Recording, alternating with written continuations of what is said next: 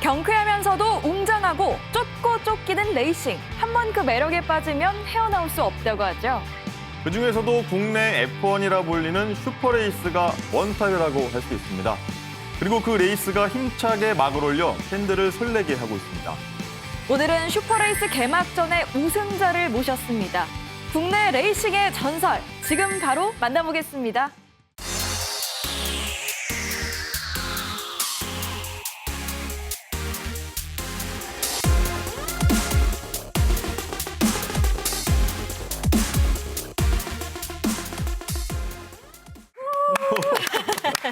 네, 어서 오세요. 먼저 우리 시청자분들께 인사 부탁드립니다. 안녕하세요. 아사 준피티드 레이싱팀의 드라이버 황준우입니다. 만나서 반갑습니다. 반갑습니다. 반갑습니다. 어서 오세요. 국내 최고 대회이자 15번째 시즌을 맞은 슈퍼레이스의 올 시즌 첫 대회 우승자이긴데요. 우승 소감 한번 늦었지만 좀 밝혀주시죠. 개막전까지 한 6개월 정도 스토브 리그를 거쳤었는데요. 팀원들이 고생도 많이 했었고 그리고 준비 기간이 길었기 때문에 좀 준비한 만큼 성과를 얻은 것 같아서 굉장히 기분이 좋습니다. 3주의 시간이 지나기는 했지만 어쨌든 모처럼 1위에 오르신 거잖아요. 오랜만에 우승했을 때 당시에 어떤 생각이 드셨는지 뭐 혹시 떠오르는 사람이 있었나 이런 것도 궁금합니다. 떠오르는 사람보다는 아무래도 동계 시즌 동안 좀 저희가 타이어가 바뀌면서 테스트 기간이 좀 길었어요. 그래서 그 기간 동안 좀 테스트를 너무 많이 하다 보니까 체력적으로도 좀 부담도 되고 했었는데 그거에 대해서 좀 값진 결과를 얻은 것 같아서 네, 다행이라고 생각하고 있습니다. 너는 레이싱하면 이제 속도가 얼만큼 나냐 이게 가장 좀 궁금하거든요. 이번 대회에서는 속도가 최대 한 어느 정도까지 올리셨나요? 어느 정도까지 났어요? 이번 경기 같은 경우에는 비가 왔었어요. 그래가지고 비가 오는 상황에서도 그래도 백스트레이트 구간에서는 한 240km 정도 240. 와.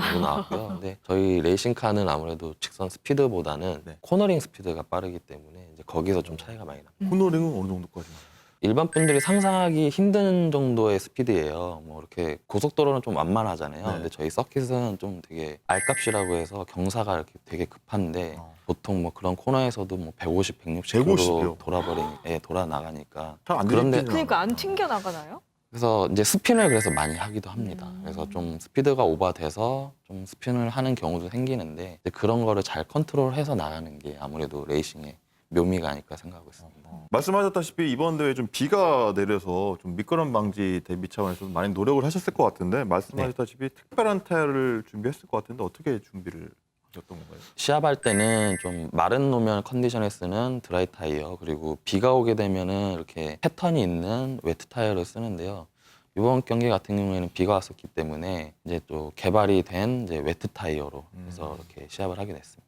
이번에 기존의 타이어를 공급하지 않았던 새로운 회사의 타이어를 공급받아서 이제 경기에 출전한 걸로 알고 있습니다. 이게 황진우 선수뿐만 아니라 그 회사에서도 도전이었을 수도 있겠다 이런 생각이 드는데 어떤 점이 잘 맞아서 이루어지게 된 건가요? 저한테도 좀 뭔가 새롭게 도전하는 그런 시기가 필요하다고 생각을 했었고 그리고 이제 또 맞물려서 그 넥센 타이어에서도 올해 이렇게 레이싱 모터스포츠에 이제 발을 들이게 됐어요. 그래서 그런 게 좀 잘 맞아 떨어져서 이렇게 같이 하게 됐었고 그리고 하다 보니까 또 저하고도 잘 맞는 것 같고 네 그래서 이렇게 시작하게 됐습니다. 오랫동안 금호 타이어를 타셨던 거잖아요. 네네, 그 맞습니다. 듣자 하니 금호 타이어와 한국 타이어의 거의 뭐 양강 구도였는데 이번에 넥센 타이어로 이제 옮기셨어요. 네네. 쓰셨는데 네.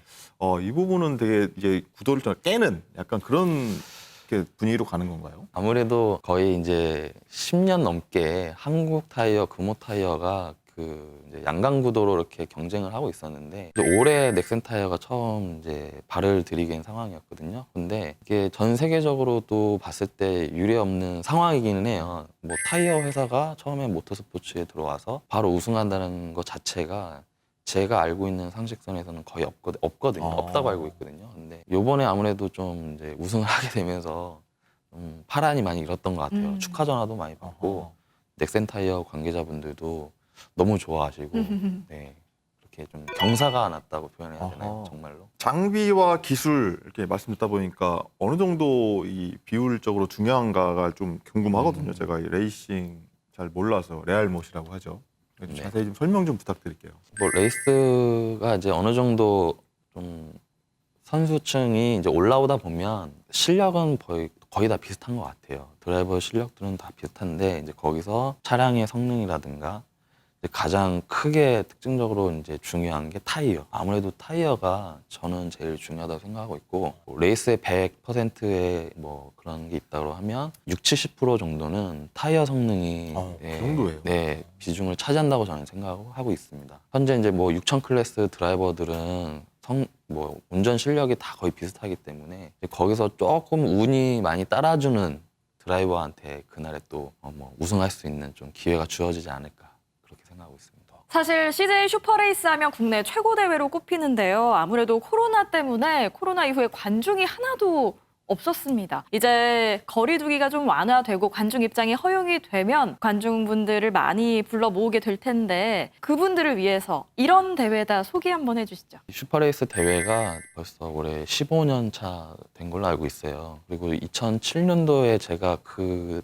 첫 슈퍼레이스 대회 나가서 그때 당시에 이제 GT1 클래스 그래서 그때 처음 우승자가 또 저더라고요. 확인해 보니까 저하고는 되게 의미가 있는 대회인 것 같아요. 네. 국내 뭐 명실상부 가장 큰 대회라고 저는 생각하고 있고 그리고 현재 거의 국내 모든 프로 팀은 거의 슈퍼레이스 대회에 참가한다고 보시면 될 것 같습니다. 그만큼 명성 있는 대회라고 말씀드리고 싶습니다. 이번 대회는 슈퍼레이스 중에서도 슈퍼 6000 클래스였잖아요. 이건 또 어떻게 다른 건지 설명 좀 해주세요. 6000 클래스 대회는 일단 샤시는 파이프 프레임으로 제작이 돼서요. 6200cc 엔진이 올라가 있고 마력수는 이제 보통 많이 나오는 뭐 한 450마력대 정도인데 네. 일단 뭐 아까 설명드렸다시피 뭐 어느 서킷을 가든 최고 속도를 낼 수 있는 차고요. 그리고 직선 스피드보다는 코너링 스피드가 월등하게 빠르기 때문에 국내 프로팀들은 거의 6000 클래스 대회를 다 참가하고 있는 상황이라고 보시면 되겠습니다. 슈퍼레이스를 해외 대회, 해외에서 뭐 이렇게 팬들도 많으니까 해외 대회로 치면 어느 정도 급의 대회다. 어느 그 비율을 하자면 어느 정도라고 보시면 될까요? 많은 분들이 이제 해외 대회 중에 뭐 F1 그리고 뭐 내구 레이스 뭐 이렇게 많이 알고 계시잖아요. 근데 저는 국내 슈퍼레이스 대회가 뭐 해외 F1 레이스라고 저는 생각하고 참가하고 있습니다. 네, 자부심이 있습니다. 레이스 내용 한번 돌아보겠습니다. 레이스 초반에 좀 엎치락뒤치락 했던 걸로 알고 있는데 노동기 정인초 선수하고 이렇게 많이 경합을 벌였는데 9번째 랩에서 이제 치고 나가서 이제 그 독주 끝에 이제 21바퀴 때까지 쭉 가서 1위를 들어오셨어요. 박빙의 승부였던 것 같은데 이럴 때는 승부를 좀 어떻게 좀 전략을 짜시는지 궁금하거든요. 평소 이제 경쟁 타이어죠. 경쟁 타이어사의 이제 컨디션이 퍼포먼스 드랍이라든가 이런 타이어 성능이 언제쯤 어떻게 떨어질까 이런 거를 좀 평소 유심 있게 좀 관찰을 하고요. 그 포인트에 맞춰서 요때쯤에 제가 이제 좀 공략을 해봐야겠다 이런 생각을 평소에 하고 있는데 9치기로 들어갔던 게 9랩 이후 때 제가 다 이렇게 뭐 노동기 선수, 정희철 선수 추월하고 나서 랩타임 갭을 좀 확인을 했었어요. 그래서 좀 안정적으로 좀 끌고 가면은 그래도 요번에는 우승할 수 있겠다 이런 확신이 들더라고요. 그걸 좀 잘 맞아 떨어져가지고 이렇게 우승할 수 있었던 것 같습니다. 랩 타임을 확인하신다는 게 거의 막 200km 이상 코너링 돌고 150km 돌고 하는데 그게 다 눈에 들어오나요? 제 랩타임은 제가 직접 확인할 수 있고요. 네. 이제 직접 확인도 가능하고 다만 이제 그 상대 선수하고의 이제 갭을 확인을 해야 되는데 그런 거는 실시간으로 이제 팀 내 무전으로 들어오기 때문에 네, 충분히 가능합니다. 2위를 따돌리고 그렇게 확 치고 나갈 때 기분이 어떤지도 궁금해요. 레이스를 하는 이유 중에 그런 거겠죠. 큰 이유가 이제 추월을 했을 때 그리고 이제 우승을 했을 때 그리고 뭐 샴페인 터트릴 때 이런 그런 기분이 있기 때문에 레이스를 더 그만둘 수도 없고 쭉 해야 되고 그런 것 같습니다. 사실 이번에 경기할 때도 3위에서 2위로 올라설 때 조금 접촉이 있었다고 들었습니다. 그때 어떠셨나요? 제가 뭐 접촉을 일부러 하려고 했던 건 아니고, 네, 그러니까 추월 기회가 저는 이제 왔다고 생각을 들어서 이렇게 들어간 거였는데 노동기 선수가 이제 비도 오고 하다 보니까 이제 잘 안 보였던 것 같아요. 아무래도 네, 그래서 안 보이다 보니까 이제 미세하게 접촉은 있었는데 다행히도 뭐 저하고 노동기 선수가 차량에 큰 데미지는 입지 않아가지고 다행히 이렇게 성적이 날 수 있었던 것 같습니다. 만약 그런 경우에 접촉이 났다는 경우에는 파울, 뭐 페널티 이런 건 주어지지 않는가 봐요. 일단 물론 그 상황에서도 심사가 들어가요. 무조건 접촉이 있으면 심사가 들어가는 거고 다행히 심사 결과 뭐 이상 없음으로 이렇게 판명이 났기 때문에 아니 공정한 경쟁이었다. 공정한 경쟁이었다. 오. 네, 단순한 사고고 그냥 아하. 있을 수 있는 사고다 이렇게 네. 판명이 났기 때문에 아, 그렇군요. 제가 아마 잘못된 게 있었으면은 아마 우승이 아니고 아마 지금 페널티 받아서 이 자리에 아하. 못 있었겠죠. 다른 우승자분들이 네. 못 있었겠죠.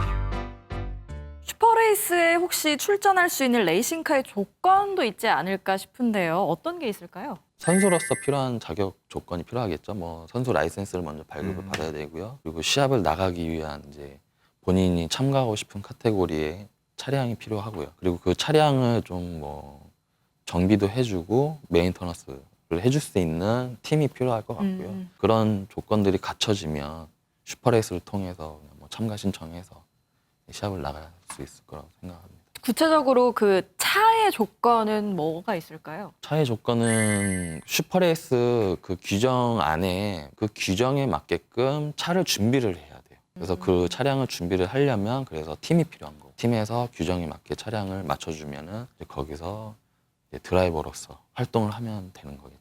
예. 그러면 기존에 있던 차를 조금 개조하고 튜닝을 해서 그렇게 맞게 만드는 건가요? GT1, 2 클래스 같은 경우에는 기존의 양산차 베이스를 해서 슈퍼레이스가 내놓은 규정에 맞게끔 거기에 맞춰서 이제 개조를 하고 그 상태에서 네, 참가를 하면 되는 거죠. 여기 뒤에 보면 배경화면에 있는 차 같은 경우에 저쪽도 있는데 저런 건 양산차가 아니잖아요. 네네. 그럼 디자인은 별도로 하는 네네. 건가요? 일단 6000 클래스 같은 경우에는 아까 설명드렸다시피 파이프 프레임으로 되어 있어요. 일반 양산차라고 보시기 힘들고요. 오로지 딱 레이스만 하기 위해서 딱 필요한 요소만 딱 갖춰진 차라고 보시면 되는데 거기에 이제 슈퍼레이스하고 도요타하고 이제 후원 그 관계로 인해서 이제 바디쉘을 이렇게 씌우는 거예요. 아, 겉모양을. 아. 그래서 파이프 프레임에 차량을 이렇게 씌워놓은 거라고 보시면 되겠습니다. 자, 지금까지 황진우 선수가 출전했던 슈퍼레이스 소개해드렸는데요. 이제 황진우 선수에 대해서 좀 더 알아보겠습니다. 한마디로 국내 레이싱의 레전드인데요. 제가 설명을 좀 해드릴게요. 통산 124경기에 출전해서 24차례 우승. 시즌 종합 우승은 3회, 21세 때인 2004년 국내 최연소 GT1 우승, 2006년 제1회와 2013년 8회 한국 모터스포츠 어워즈 올해 드라이버상 수상, 대한자동차경주협회 공인 센츄리클럽 제8호 등극 등등등 얘기 못한 부분이 정말 많은데요. 돌아보니까 나 좀 대단했구나 이렇게 느껴지시나요? 듣다 보니까 이제 이제 많이 오래 했구나. 예, 이제 후배들이 많이 치고 올라올 시기거든요. 예, 갑자기 문득 그런 생각이 드네요. 네. 아무래도 오래 하다 보니까 꾸준히 열심히 하다 보니까 좀 많이 이렇게 따라오게 된 것 같습니다.